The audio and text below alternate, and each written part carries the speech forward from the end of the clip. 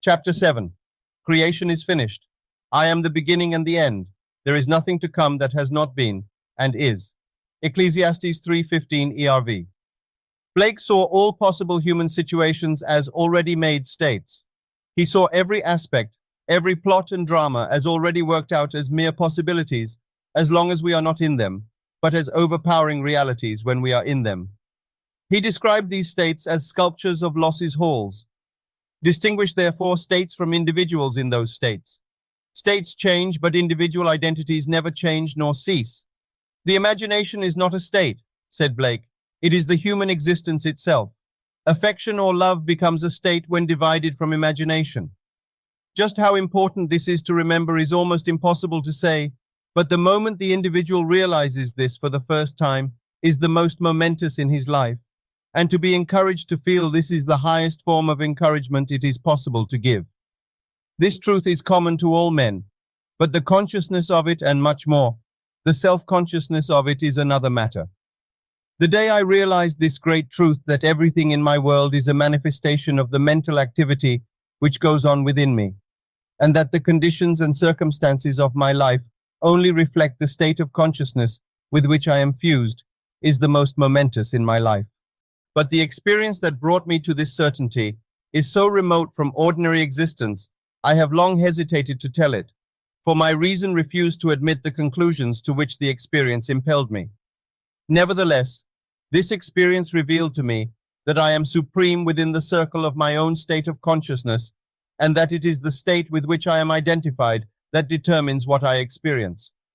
Therefore, it should be shared with all, for to know this is to become free from the world's greatest tyranny, the belief in a second cause.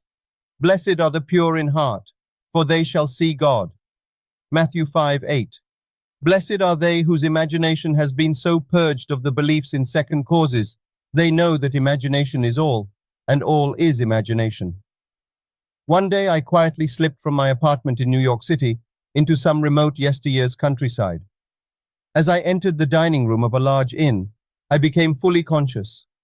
I knew that my physical body was immobilized on my bed back in New York City. Yet here I was, as awake and as conscious as I have ever been. I intuitively knew that if I could stop the activity of my mind, everything before me would freeze. No sooner was the thought born than the urge to try it possessed me. I felt my head tighten, then thicken to a stillness. My attention concentrated into a crystal clear focus, and the waitress walking, walked not. And I looked through the window, and the leaves falling, fell not. And the family of 4 eating, ate not. And they are lifting the food, lifted it not. Then my attention relaxed, the tightness eased, and of a sudden all moved onward in their course. The leaves fell, the waitress walked, and the family ate. Then I understood Blake's vision of the sculptures of losses halls. I sent you to reap that whereon ye bestowed no labor. John 4:38. Creation is finished. I am the beginning and the end. There is nothing to come that has not been, and is. Ecclesiastes 3:15 ERV. The world of creation is finished, and its original is within us. We saw it before we set forth and have since been trying to remember it and to activate sections of it. There are infinite views of it.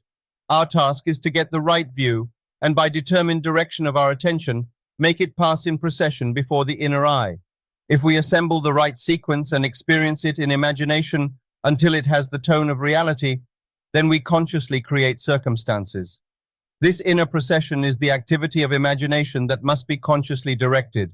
We, by a series of mental transformations, become aware of increasing portions of that which already is, and by matching our own mental activity to that portion of creation which we desire to experience, we activate it, resurrect it, and give it life. This experience of mine not only shows the world as a manifestation of the mental activity of the individual observer, but it also reveals our course of time as jumps of attention between eternal moments. An infinite abyss separates any 2 moments of ours. We, by the movements of our attention, give life to the sculptures of losses halls. Think of the world as containing an infinite number of states of consciousness from which it could be viewed. Think of these states as rooms or mansions in the house of God, and like the rooms of any house, they are fixed relative to one another. But think of yourself, the real self, the imaginative you, as the living, moving occupant of God's house. Each room contains some of Loss's sculptures, with infinite plots and dramas and situations already worked out but not activated. They are activated as soon as human imagination enters and fuses with them. Each represents certain mental and emotional activities. To enter a state, man must consent to the ideas and feelings which it represents. These states represent an infinite number of possible mental transformations which man can experience. To move into another state or mansion necessitates a change of beliefs. All that you could ever desire is already present and only waits to be matched by your beliefs. But it must be matched, for that is the necessary condition by which alone it can be activated and objectified.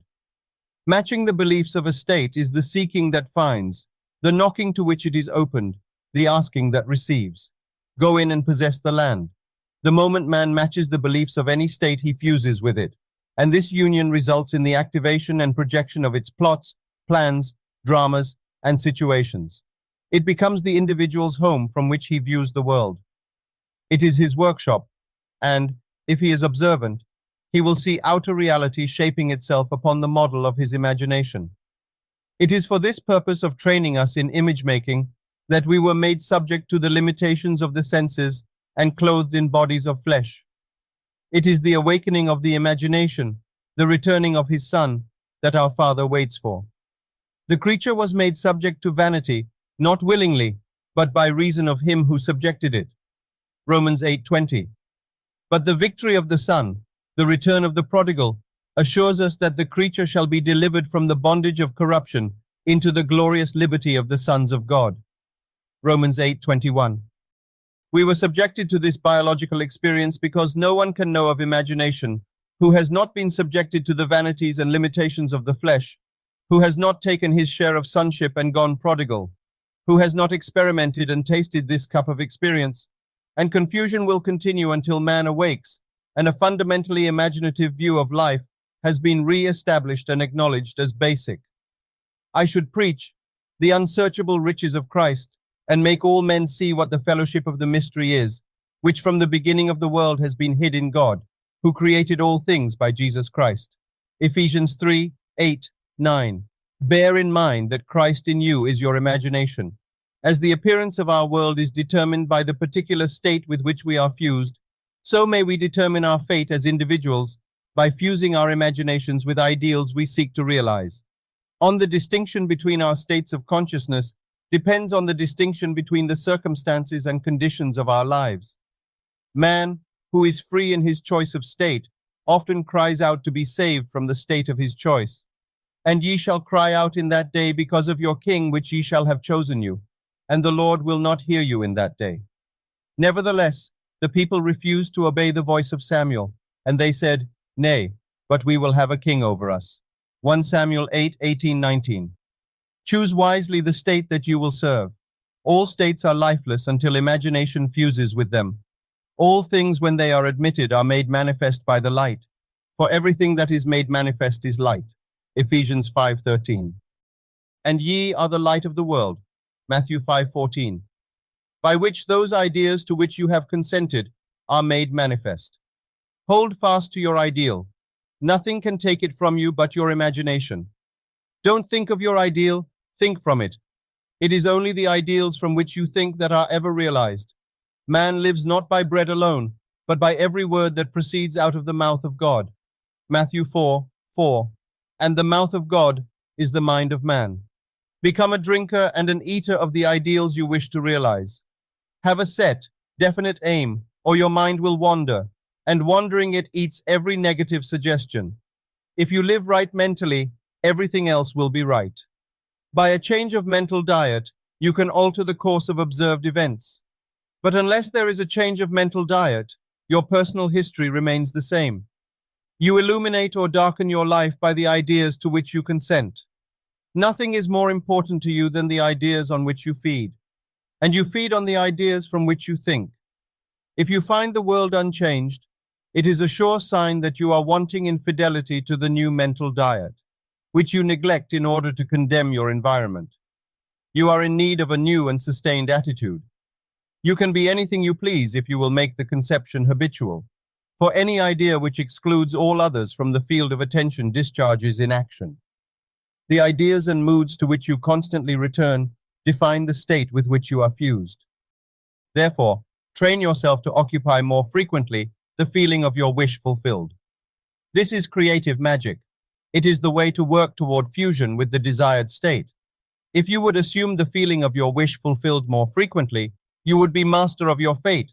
But unfortunately, you shut out your assumption for all but the occasional hour. Practice making real to yourself the feeling of the wish fulfilled. After you have assumed the feeling of the wish fulfilled, do not close the experience as you would a book, but carry it around like a fragrant odor.